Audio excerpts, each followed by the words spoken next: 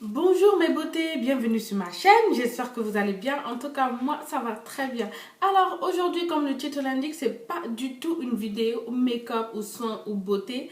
Je vais vous parler, je vais partager un petit avec vous mon expérience de grossesse. Donc comme vous le savez, je suis enceinte maintenant, alors on est mi-février, je suis dans ma 30e semaine de grossesse aménorrhée, c'est-à-dire 28 semaines de grossesse. Alors en France, on compte plutôt en semaines, enfin en tout cas avec mon obstétricien, on compte plutôt en semaines. Alors 30 semaines de grossesse aménorrhée, ça fait à peu près, je crois, c'est 6 mois et une semaine ou première semaine du 7e mois. Ça dépend comment vous comptez, mais en tout cas, je suis à 30 semaines de grossesse aménorrhée. Alors j'en ai encore pour 2 mois et demi à peu près. Donc je vais déjà partager avec vous euh, euh, mon parcours. Alors, il y en a qui ça peut intéresser parce qu'elles sont enceintes, ou il y en a qui prévoient d'être enceintes. De toute façon, si vous êtes une fille, on est toutes amenées à passer par là. Donc voilà, je veux partager ce moment avec vous. Si ça vous intéresse, restez connectés pour la suite. Sinon, à une prochaine vidéo. Pour ne pas se perdre, je vais aller chronologiquement. Ce sera plus facile pour vous de suivre et pour moi aussi plus facile. Déjà, comment j'ai découvert que j'étais enceinte, c'était... alors moi, je ne savais pas du tout. C'est un enfant, en fait, c'est une grossesse désirée, mais pas attendue. En tout cas, pas sur le moment. Moi, j'étais au Cameroun quand j'ai appris que j'étais enceinte. Au départ, le premier symptôme, c'est que j'étais constipée, mais de ouf. Alors, moi, je pensais que comme j'ai changé de climat, de pays, ça jouait un petit peu sur le transit intestinal, sur le côlon. Donc ça m'a pas inquiété plus que ça. Comme j'étais avec ma maman, c'est ma maman qui a commencé un petit peu à s'inquiéter. Et vous savez, les mères, tout de suite, elles remarquent les trucs que nous, on ne voit pas. Donc elle m'a dit, oui, mais tu devrais faire un test de grossesse. Je lui ai dit, quoi? Ça a quoi à voir, je suis constipée, ça a quoi à voir avec la grossesse? Elle fait non, mais demain quand même, j'en ramenais en fait, je veux bon, bah, si tu veux, mais bon, ça m'étonnerait quand même que. Voilà. Donc le lendemain, elle m'a ramené un test de grossesse à l'urine. Donc j'ai fait, tout de suite, c'est sorti positif. J'ai dit, ouais, mais c'est bizarre. Vos trucs du Cameroun là, qui vous sortent des trucs trop bizarres, non, mais moi, j'y crois pas. Donc du coup. J'ai appelé mon chéri, je lui ai dit voilà et tout, on a fait un test de grossesse à l'urine et apparemment c'est positif. Il m'a dit bon bah écoute, comme on était vendredi, donc la veille du week-end, on s'est dit lundi on irait chez le médecin pour faire une échographie et voir tout de suite ce qu'il en est. Donc le lundi on est parti. Donc quand on a regardé, il y avait rien de spécial. On savait pas trop, il y avait une poche en fait, mais on savait pas trop si c'était un œuf qui avait pris. Comme il n'y avait pas de battement de cœur, il s'est dit bon, le cœur commence à battre à partir de 6 semaines à peu près, donc revenez dans 2 semaines et on verra ce qu'il en est. Donc voilà. Donc on est revenu avec mon chéri 2 semaines après. Donc, entre-temps, les 2 semaines, ma mère avait déjà vu tout de suite. Apparemment, elle sentait mon pouls qui battait plus vite. Ou alors ici, là, au niveau des tempes et tout, qui battait vite. En tout cas, elle voit des trucs trop bizarres. Donc, voilà, elle a vu tout de suite que, voilà, c'était ça. Quand on est reparti, donc dès qu'on a posé l'appareil pour écouter le cœur, tout de suite ça battait, et tout, on a senti son petit cœur qui battait. Donc voilà, moi je l'ai appris là-bas au Cameroun. Donc j'étais partie quand même pour une bonne période. Donc je me suis dit, bon voilà, on va commencer les examens sur place. Alors, il faut se dire que moi, mes symptômes ont commencé le lendemain où j'ai appris que j'étais enceinte. C'est-à-dire que un petit peu avant, rien du tout, je vivais ma vie normale, sans souci. J'ai appris, je crois que c'était un lundi, que j'étais enceinte, enfin qu'on a entendu le cœur battre. Dès le mardi matin, ça y est, ça a commencé. Vomissements, nausées, l'odorat, l'huile, tout ce que vous voulez, tous les sens se sont mis en éveil d'un coup dès le... Je crois que c'est beaucoup psychologique en fait. Tant qu'on ne sait pas qu'on est enceinte, en fait, on n'a pas forcément de symptômes. Mais là, tout de suite, j'ai eu tout d'un coup. Alors, mon premier trimestre, comment le dire sans trop effrayer celles qui vont passer par là.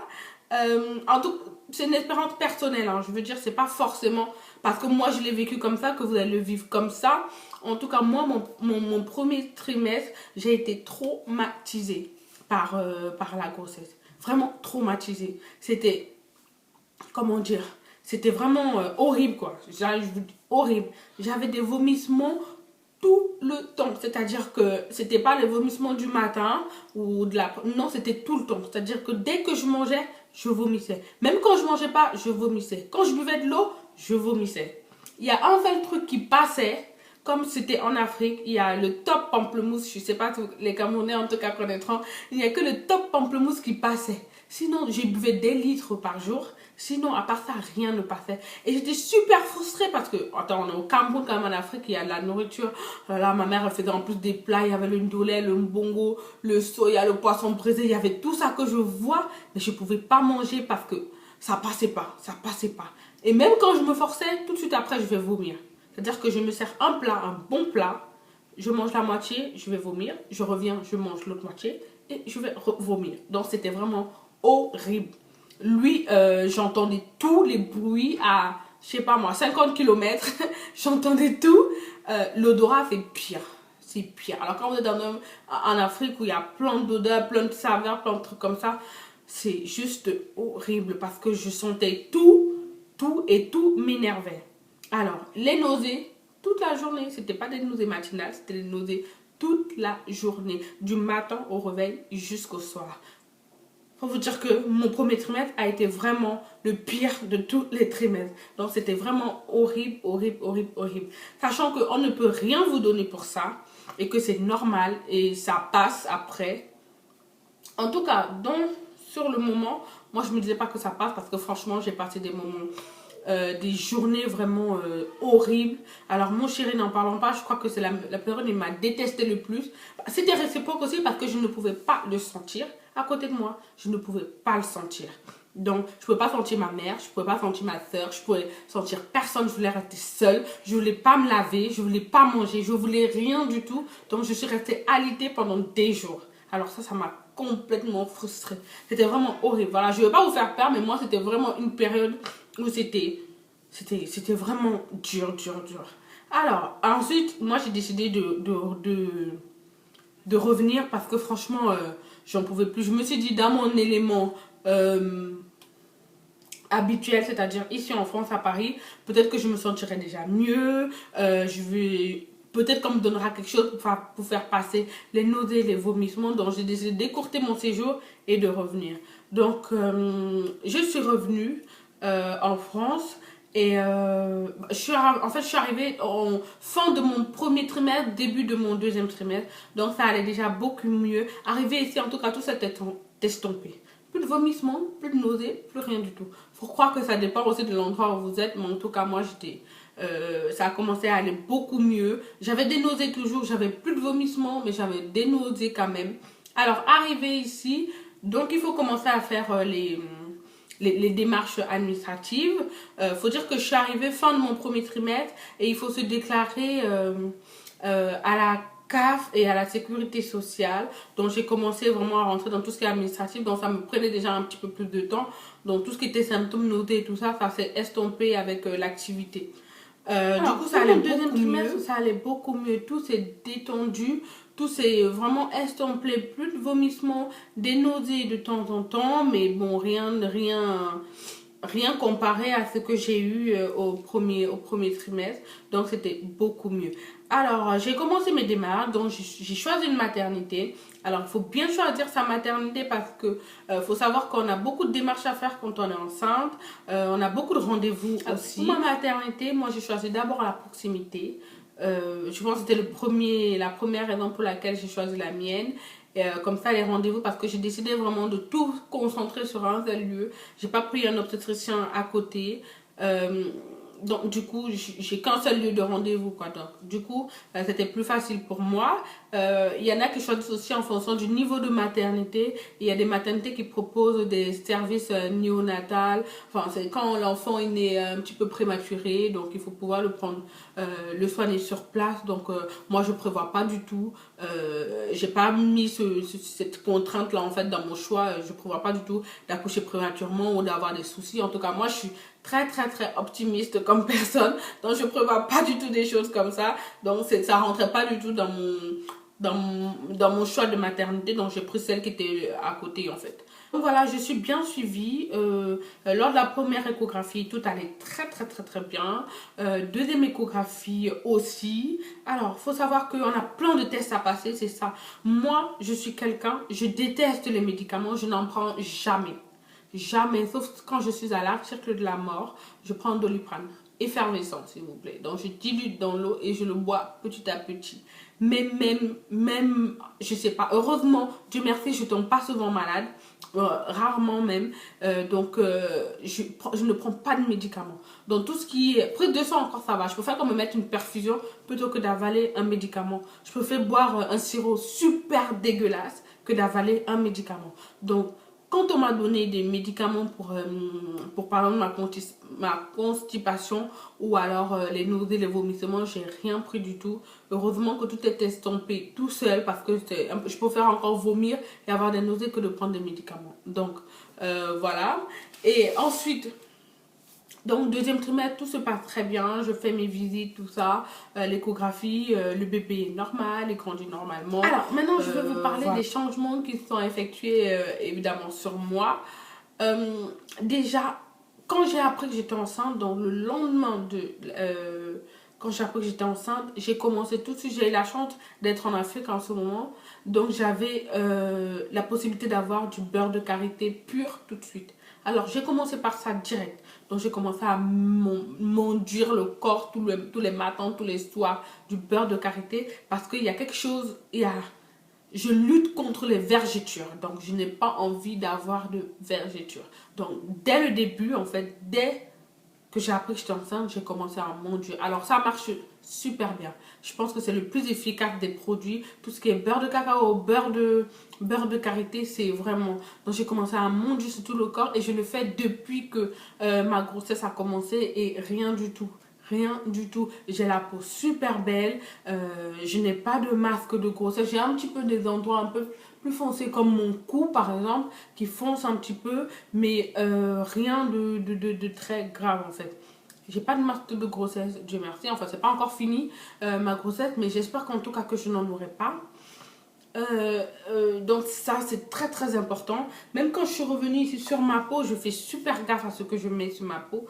J'ai acheté aussi cette lotion anti-vergeture de Palmer's. Je sais pas si vous voyez très bien. Non, ah c'est là, c'est bon. Donc lotion anti-vergeture de chez Palmer's que je mets sur tout mon corps en fait. Je mets d'abord le beurre de karité, ensuite je mets cette lotion là. J'ai aussi trouvé chez Monoprix du beurre de karité. Je pense que c'est du beurre de karité pur. Il a un petit peu travaillé parce qu'ils ont enlevé l'odeur et tout ça. Alors que celui que j'ai ramené d'Afrique, c'est vraiment du pur. Ça sent vraiment très fort. Donc j'utilise aussi celui-là qui est très bien, qui est même presque à la fin. Celui-là aussi, il est bien pour les cheveux.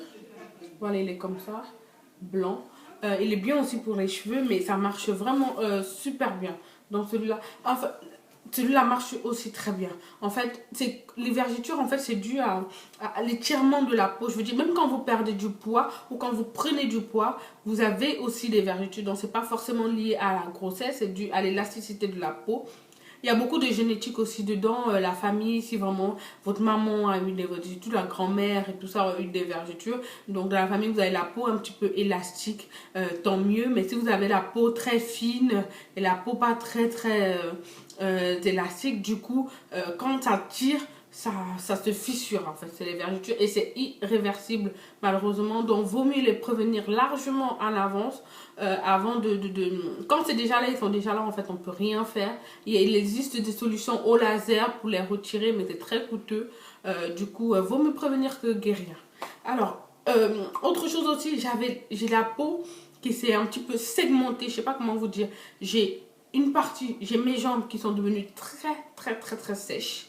À partir des genoux jusqu'à un petit peu au niveau des seins, j'ai la peau normale et les bras et le visage sec aussi. Donc du coup, je mets une autre huile. J'ai choisi celle de l'Irak qui est vraiment magnifique. C'est une crème anti-dessèchement. Enfin, vous voyez pas, il y a trop de lumière là.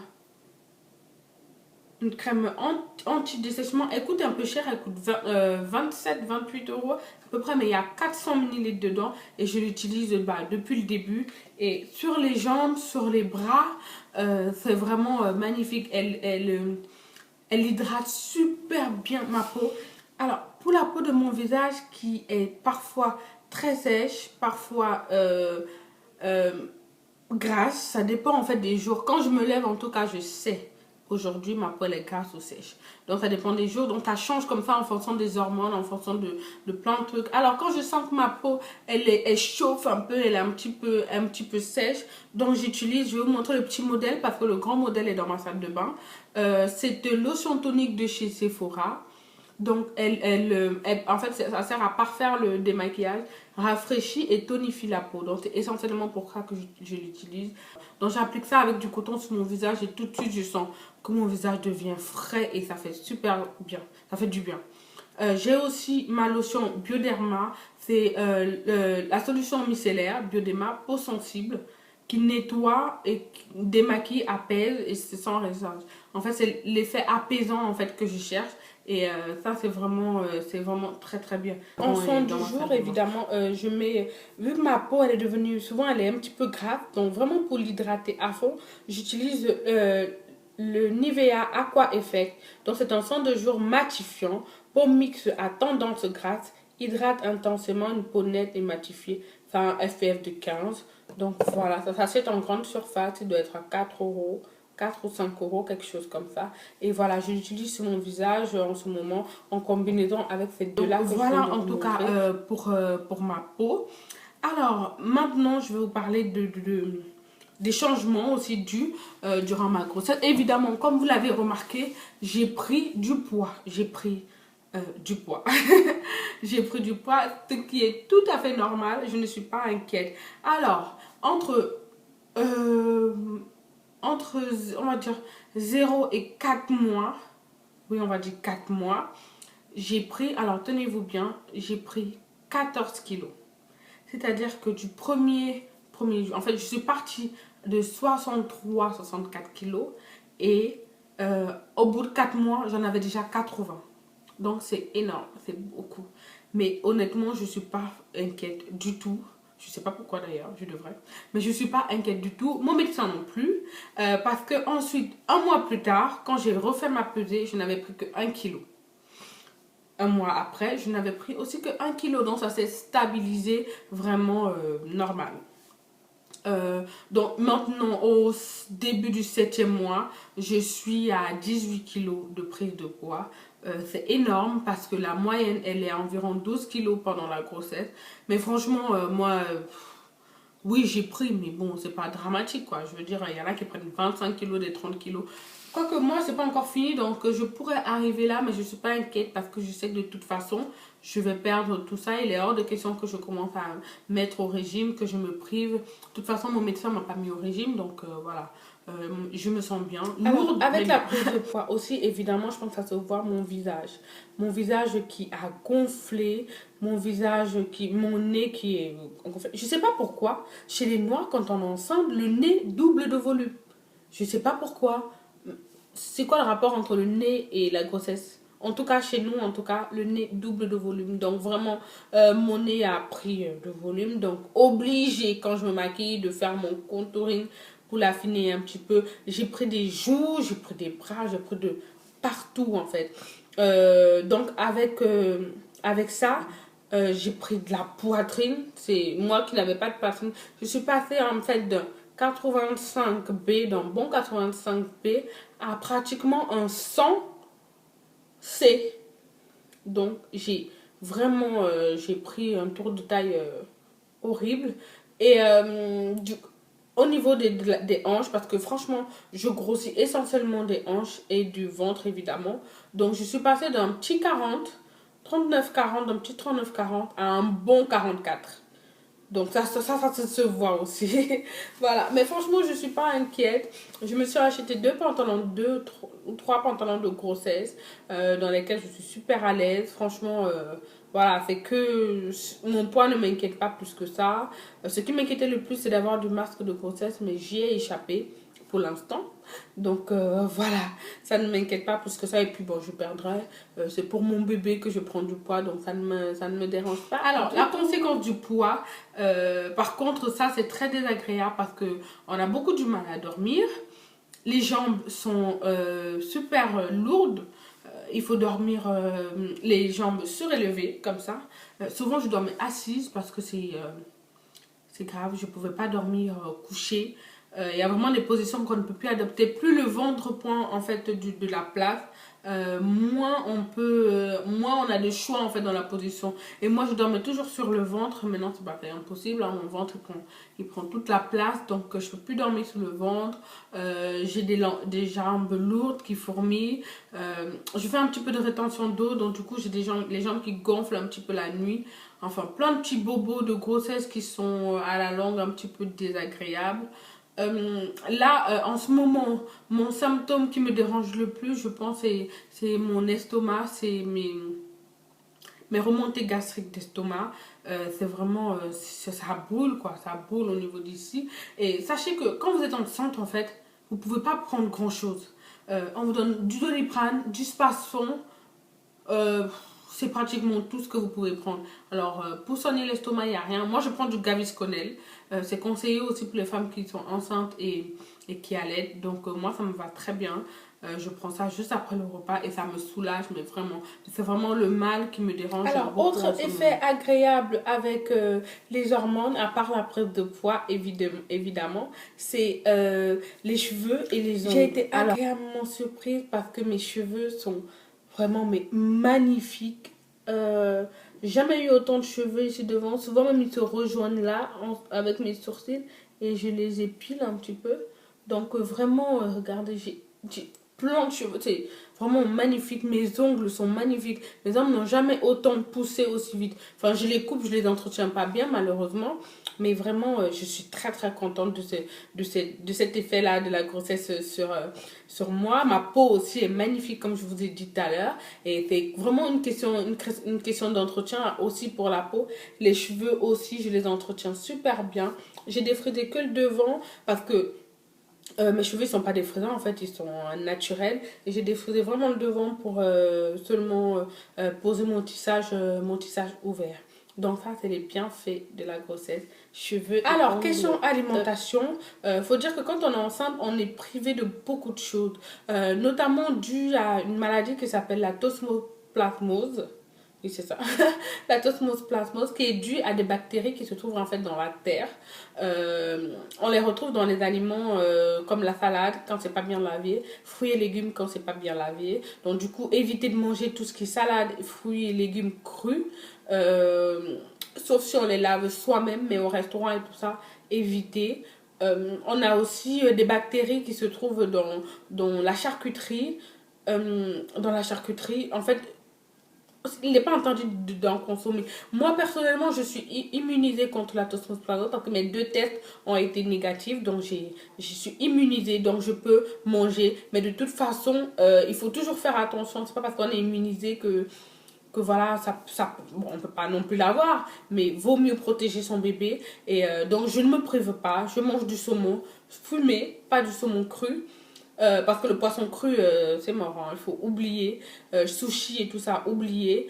Je mange du saumon, donc fumé. La charcuterie, je le prends sous vide, c'est-à-dire industriel, déjà prédécoupé. Et pas chez le charcutier à la coupe. Quoi d'autre? Enfin, il y a plein de trucs qu'on peut pas manger. Et puis aussi, ça dépend aussi de comment le corps réagit. Normalement, la caféine et la théine interdits. Mais moi, le café, j'adore le café. Je peux pas me lever le matin sans boire ma tasse de café, sinon ma journée était fichue. Là, tout de suite, en fait, le bébé, il a rejeté ça. Donc, moi, dès le départ, le café, c'était mort. Le thé, un petit peu plus tard, parce qu'au début aussi, c'était mort. Un petit peu plus tard, ça a commencé à passer. Donc là, je bois du thé. Le café, il le veut toujours pas. Donc, je ne vais pas insister. Donc voilà, tout ce qui est alimentation, en tout cas, on est beaucoup privé, on est beaucoup frustré.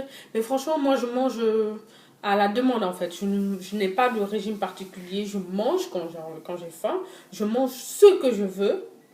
C'est-à-dire quand je veux manger des frites, un grec, un McDo, un KFC, un truc, je mange, je ne me prive pas. Je ne regarde pas mon poids ou quoi que ce soit. Franchement, je mange sans problème.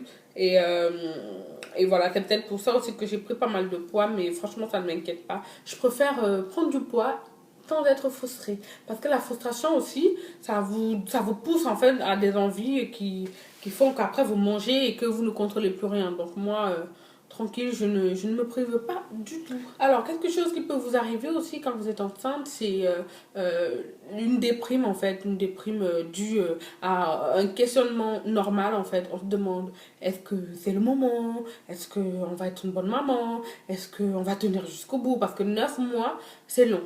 Franchement, 9 mois, c'est super, super long. Surtout que moi, là, je ne suis pas en activité, donc je suis arrêtée. Et je peux vous dire que c'est super long. Chaque journée qui passe et tout, c'est très, très, très long. Donc, on a le temps de te poser plein, plein, plein de questions. Est-ce que je vais être à la hauteur d'être maman? Est-ce que, voilà, on te pose plein de questions. Mais je pense que le sentiment général, après, il est plutôt positif. Moi, je suis super, super heureuse d'être d'être maman, enfin d'être maman, d'autant que c'est mon premier bébé, donc franchement je le vis entièrement malgré les maux, malgré tout ce qui pourrait arriver. J'essaie de ne pas stresser, de ne pas me dire oui, l'accouchement, ça va se passer. On a toujours un désir d'accouchement, c'est-à-dire un plan d'accouchement en fait. Moi, déjà, je vais accoucher normalement, c'est-à-dire par voie basse. Donc, pas de césarienne, pas de péridurale. Donc, voilà. En tout cas, je vais essayer jusqu'au bout de tenir sans péridurale. Après, on verra. Je vais aussi essayer de tenir jusqu'au bout sans césarienne. La césarienne, c'est toujours, de toute façon, quelque chose qu'on vous propose quand vraiment ça ne va pas et que le bébé a un problème ou la maman a un problème. Donc, de toute façon, si vraiment il faut le faire, bah, il faudra le faire. Mais la péridurale, j'essaierai en tout cas de tenir jusqu'au bout sans y avoir recours. Voilà, je pense que ma vidéo, elle est quand même assez longue, donc je vais m'arrêter là. Mais n'hésitez pas si vous avez des questions, si vous avez quelque chose que vous n'avez pas compris, vous pouvez me poser la question en commentaire. Mettez-moi des petits plus si vous avez aimé ma vidéo. Vous pouvez aussi me suivre sur Instagram ou alors sur Facebook. N'hésitez pas à aimer ma page. Voilà ce que j'avais à vous dire sur mon état de grossesse. En tout cas, pour l'instant, ça se passe très, très, très, très, très bien. J'ai pas quelques petits bobos de grossesse, mais bon, tout ce qu'il y a de normal. Voilà, donc j'espère vous voir dans une prochaine vidéo. Je vous fais plein de bisous et puis je vous dis à la prochaine.